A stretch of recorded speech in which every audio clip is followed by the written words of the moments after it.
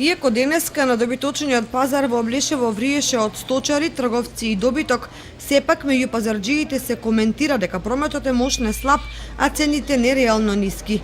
4-месечната пауза поради забраната за работа на пазарот, која беше последица на јаздестата кожа, се уште се чувствува.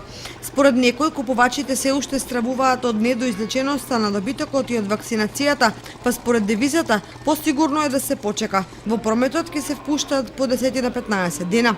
Сточарите пак со сертификати врако веруваат дека се почитуваат инструкциите од надлежните ветеринарни служби за поминати најмалку 28 дена.